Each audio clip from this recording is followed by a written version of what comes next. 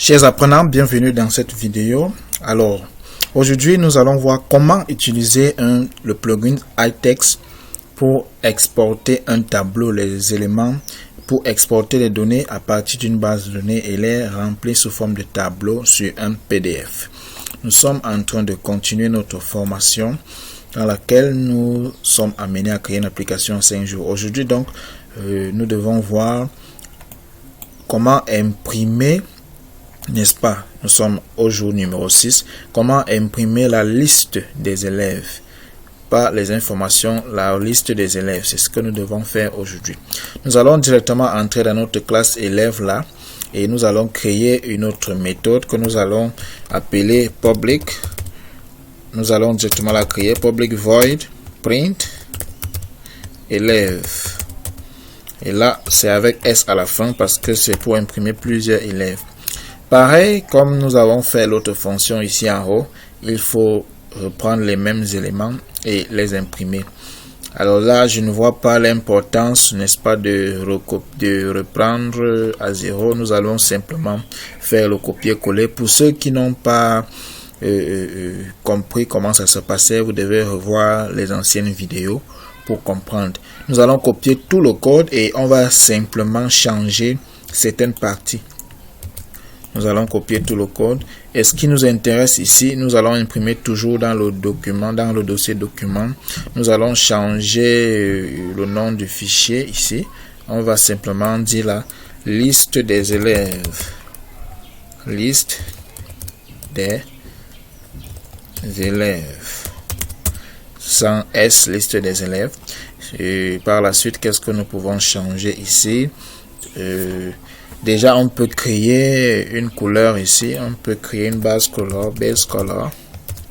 Base color, on va l'appeler couleur d'en-tête.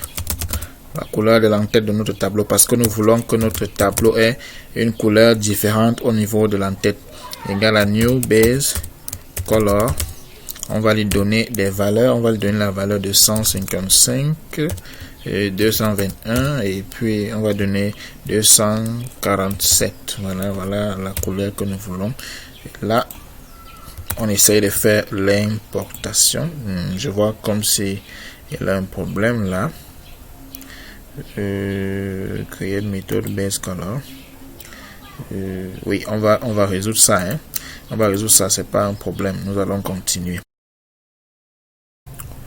Ok, nous allons continuer. Base color, on doit mettre l'égalité ici, égale new base color 247. Donc, dès que nous avons cette couleur, c'est celle-là qui va nous permettre de changer les en-têtes de tableau. Par la suite, ici, qu'est-ce qu'il faut faire? L'image de l'élève, on n'en a pas besoin, donc on peut même commenter ça. Le chemin absolu, on n'en a pas besoin. Bon, de toute façon, même si on laisse sans commenter, c'est pas grave, on ne va pas utiliser. Bon, on va créer un document. Et qu'est-ce qui nous importe ici? Ici, à ce niveau, au lieu de faire tout ceci, on n'en aura point besoin de faire ce statement-là. On va créer le statement, c'est bon, mais le résultat 7 n'est pas important. Le résultat 7 ne sera pas important pour nous. On peut enlever ça pour le résultat 7. Allons créer un nouveau résultat 7. D'accord. Même ces chunks là, nous n'aurons pas besoin des chunks. Et tout ce qui est ici, on n'en aura pas besoin. Voilà. Ok. Qu'est-ce qui nous importe là? Même ici, on n'a pas besoin de ça. D'accord. L'image, on n'a pas besoin non plus d'ajouter l'image. Ce qui nous intéresse ici, c'est on va changer ici. On va changer ici. On va dire liste des élèves. Liste des élèves. Et puis on a le fond du titre, ça va. Prénom, to your uppercase, c'est pas important. Le titre du document, on va directement dire liste des élèves toujours.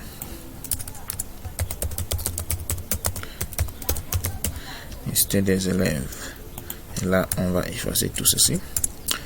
Et même cette ligne n'est pas importante. Voilà, notre paragraphe préface, nous le créons. On va aligner notre titre, le titre des élèves. Oui, on aligne. Qu'est-ce qui se passe? On met le titre, on met une ligne, on ajoute le préface et c'est ici que nous devons faire tout le reste. Ici qu'on doit donc ajouter notre tableau. Nous allons donc créer notre tableau avec l'instruction PDF table. On va l'appeler table égale à new PDF table. Et on lui donne 8 colonnes. PDF table, on essaye d'importer. Voilà, dès que notre tableau est créé comme ça, qu'est-ce qu'il va falloir faire? Il va directement falloir créer les cellules de l'entête. On va les appeler PDF cell.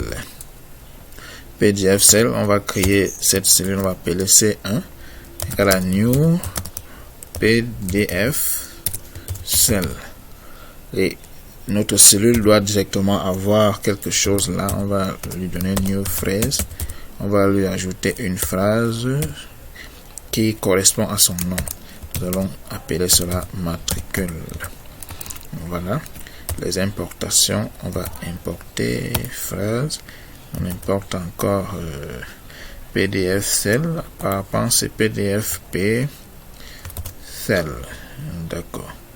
PDF P cell. On importe. D'accord. Il y a un problème ici. PDF P cell. Attention. P. D'accord. Lorsque nous avons créé notre cellule comme ça, il va directement falloir changer son alignement. On va dire c'est 1.7 horizontal alignment. On va dire élément point align center pour aligner notre cellule, les éléments de notre cellule au centre. D'accord. Par la suite, il va falloir directement créer son background.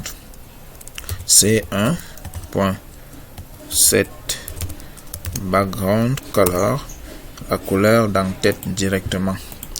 Après avoir créé cela, il va falloir ajouter la cellule au tableau.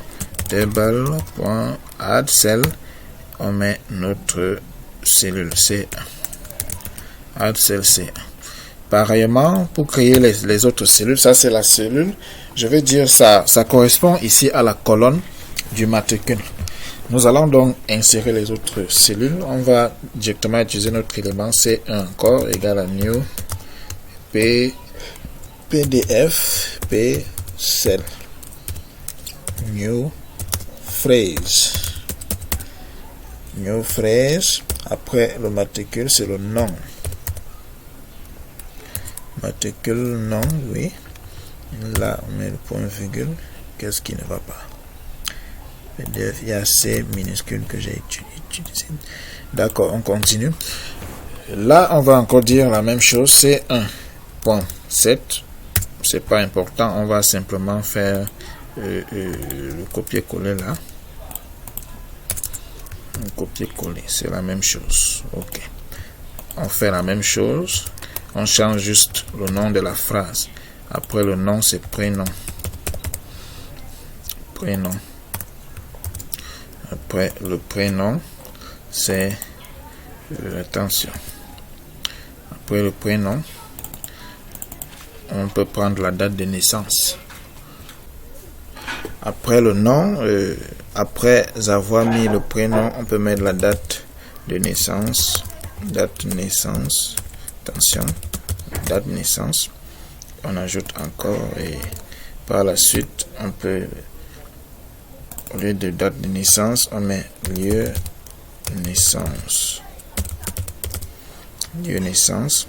Et après le lieu de naissance, qu'est-ce qu'on ajoute là? Et c'est 8 éléments, 1, 2, 3, 4, 5 ici. Et puis après le lieu de naissance, nous allons mettre le téléphone. Téléphone. Voilà. Après le téléphone, on met la classe. Et après la classe, qu'est-ce qu'on va mettre? On va mettre, oui, on va dire s'il est redoublant ou pas. Redoublant, oui ou non. Ok. Là, je vois 1, 2, 3, 4, 5, 6, 7 et 8 éléments. Effectivement, nous avons terminé avec l'entête de notre table. Après l'entête, il faut maintenant appeler, créer un résulte set. Résulte set rs égale à stm.execute query. Voilà. On va dire select all from élèves. Là, on n'a pas besoin de choisir. On sélectionne tous les élèves. Select all from élèves. While, tant que le résultat set sera en train de parcourir while rs.next, qu'est-ce qu'il faut faire? Il faut directement récupérer le matricule, le nom string mat qui va recevoir rs.getString user. Voilà. Et puis on crée un autre string nom qui va recevoir rs.getString le nom. Voilà. Pareil, on va copier et coller au lieu de toujours après le nom. C'est le prénom. On prend ici prénom. Attention. Après le prénom, il faut bien que ça respecte ce que nous avons fait ici pour ne pas avoir des erreurs. Matricule, nom, prénom, date de naissance, string, date n. Il va recevoir rs.getString date n. Et le lieu de naissance, lieu n, qui va recevoir rs.getString lieu n. Voilà. Puis après le lieu de naissance, nous avons le téléphone, rs.getString tel.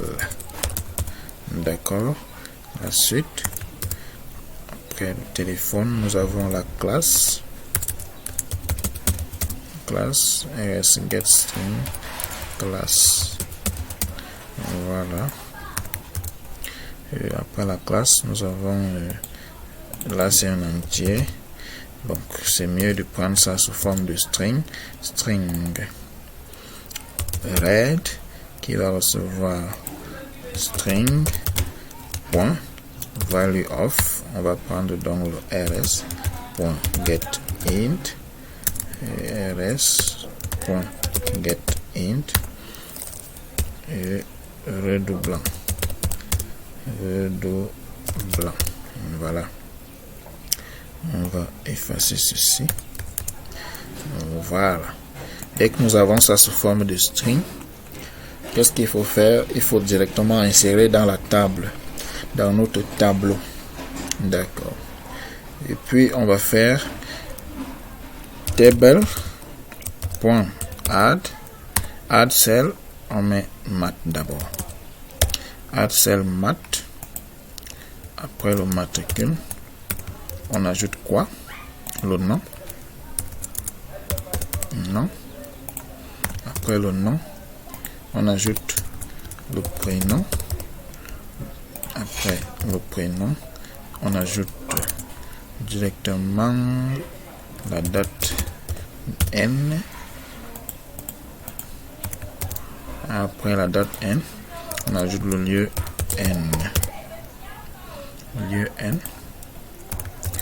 Après le lieu n, qu'est-ce qu'il faut ajouter? On va ajouter le téléphone. Après le téléphone, on va ajouter la classe. Après la classe, on peut ajouter le redoublant RED. Voilà. 2, 3, 4, 5, 6, 7. Bon, il était possible pour vous aussi de tester d'abord le RED pour ne pas afficher 1 et 0. Si vous voulez, vous le faites. C'est pas très important. C'est la méthode qui est importante. La méthode que je vous montre. La manière de faire qui est très importante. D'accord. Ayant déjà ajouté ceci, on sort dans la boucle while. Qu'est-ce qu'il faut faire? Il faut maintenant régler le nombre de lignes de notre tableau. Le nombre de lignes de l'entête du tableau. On va dire table. Table.set header row. On met 1. Juste une ligne pour l'entête du tableau. Par la suite, nous allons résoudre le problème de pourcentage. Il faudrait que notre tableau puisse s'agrandir et occuper toute la place de notre PDF. Donc, on va dire table.set width %, je sais pas comment on dit ça, width percentage, et puis on va transformer ça en float. On va caster le float, on met 100.0. d'accord, il faut que ce soit 100% pour notre tableau. Donc après avoir ajouté le préface dans notre document, il faut ajouter maintenant comment on appelle ça, il faut ajouter le tableau. D'accord, on va faire dans document .add table. On ajoute directement le tableau et on peut essayer. Nous allons d'abord essayer pour voir si ça marche. Et là, avant d'essayer, il faut se retourner au niveau de l'élève, pour l'édition d'un élève, non, au niveau du tableau de bord. En tout cas, validons, lançons le projet et voyons là où on doit modifier. Lister les élèves. Oui, on n'a pas un bouton qui peut imprimer tous les élèves. D'accord. Donc, on va retourner donc au niveau du tableau de bord.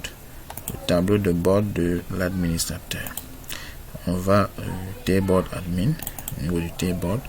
Ici, on va ajouter un bouton imprimer les élèves. Voilà. Bouton, on n'a pas besoin de donner le nom. On va juste dire ici imprimer tous. Tout imprimer. En tout cas, on va écrire imprimer. Imprimer la liste. Imprimer la liste. 18.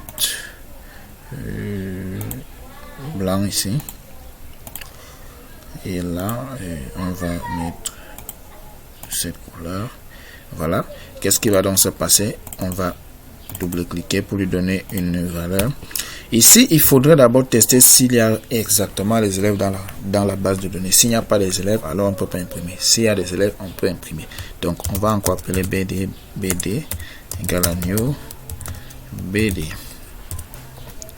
Voilà. Connection. Attention, c'est connection.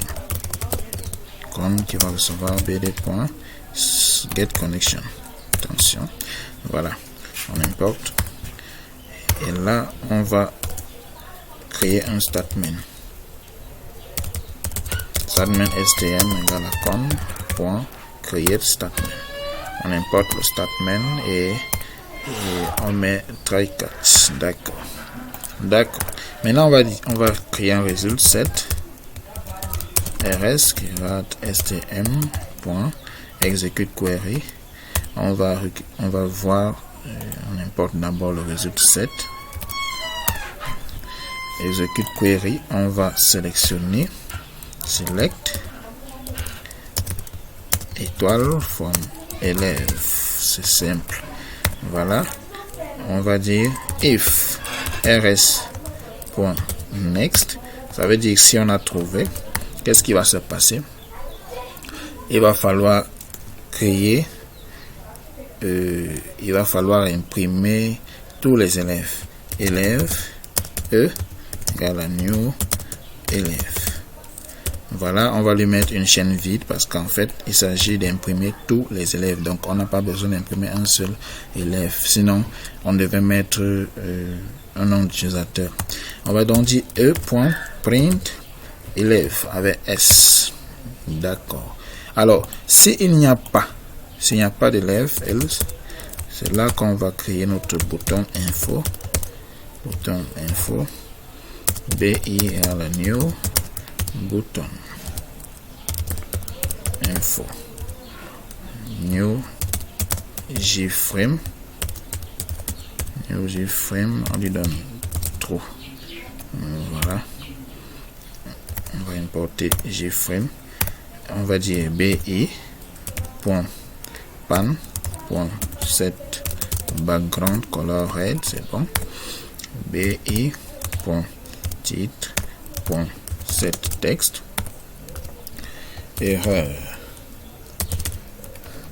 bi.titre2.set texte aucun élève trouvé dans la base de données. Voilà, on va aussi dire bi.titre3.set texte et impossible d'imprimer la liste des élèves car il n'existe pas.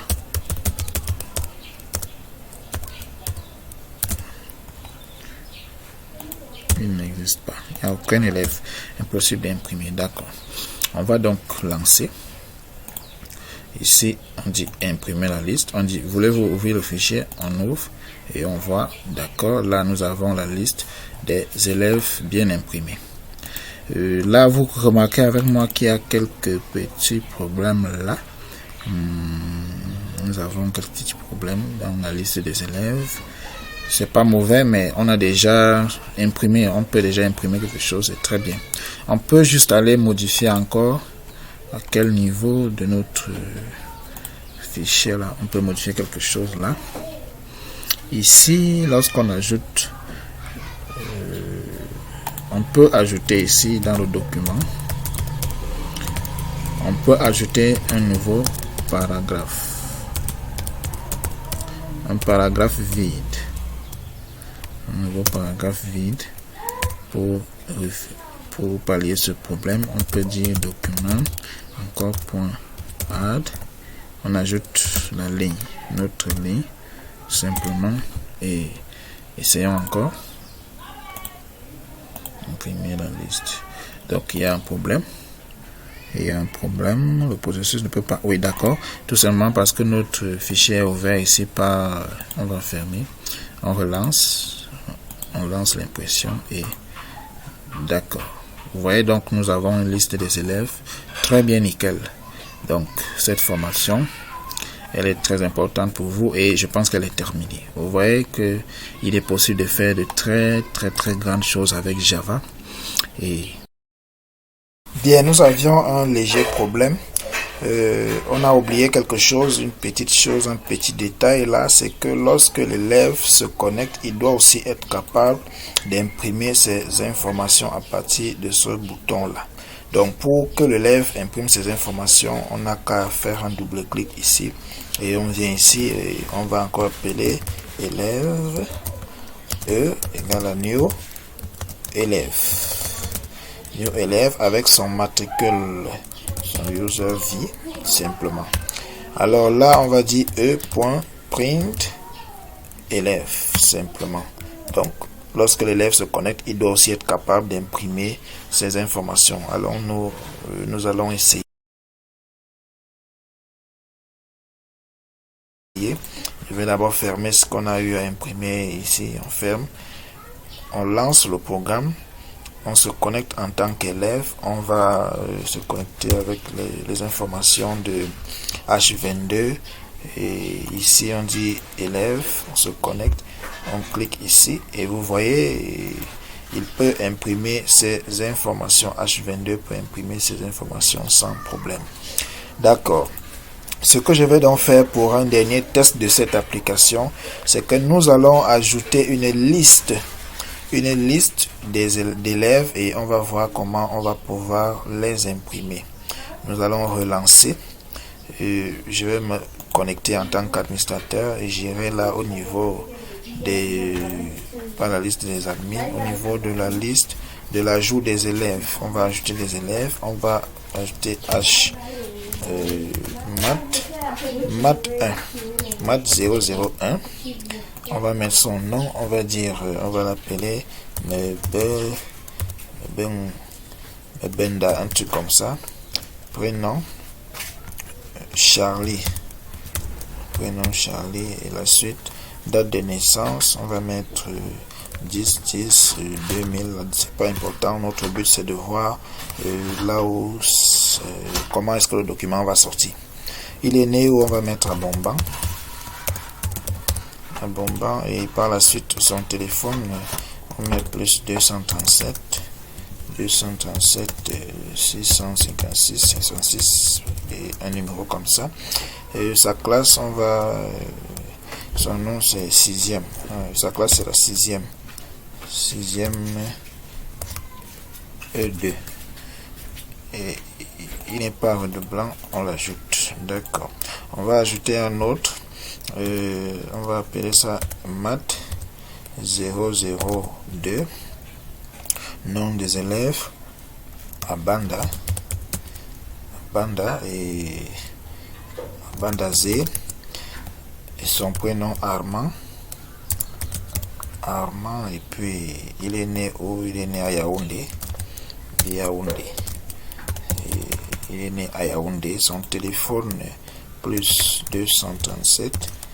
On met quelque chose là comme ça, c'est juste pour l'application. Sa classe, la même classe, 6e. C'était encore bon. En tout cas, on va mettre 6e 1. Il n'est pas redoublant. D'accord.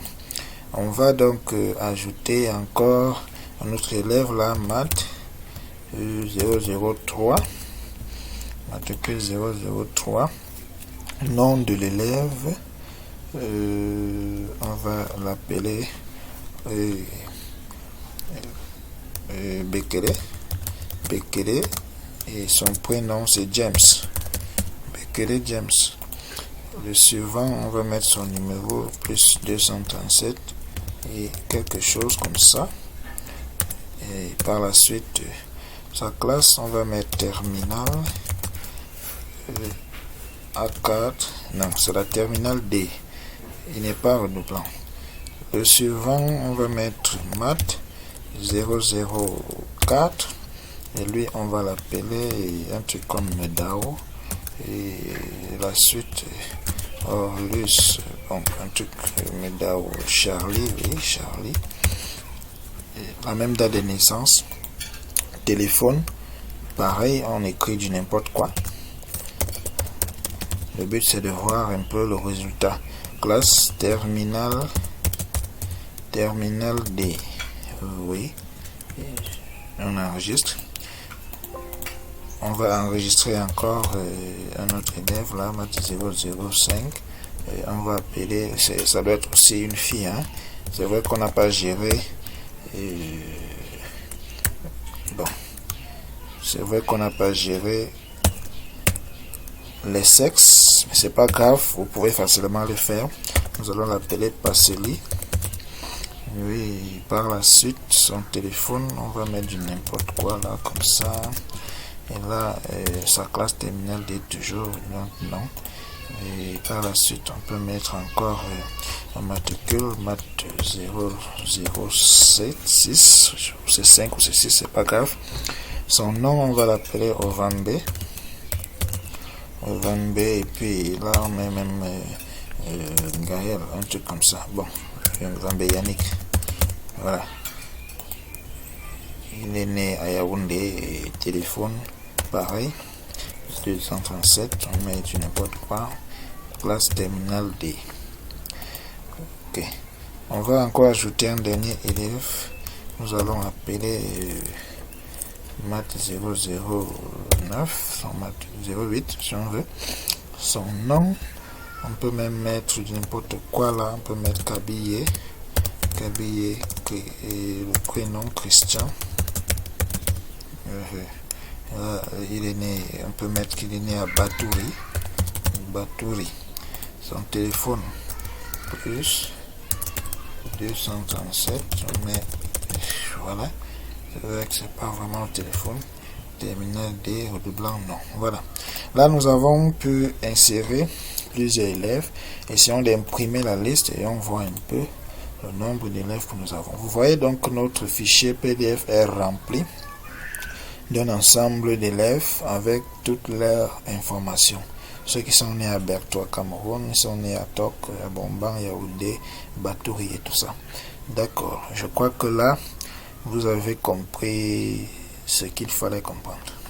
Je crois que là, nous avons terminé la formation et si vous avez quelque chose à me dire, allez-y, écrivez dans les commentaires. Mais nous n'avons pas complètement terminé parce que je dois encore vous montrer comment est-ce que vous pouvez exporter votre application et l'utiliser sur un système d'exploitation Windows. Comment vous pouvez aussi créer un installateur de votre application. D'accord. Merci, à très bientôt.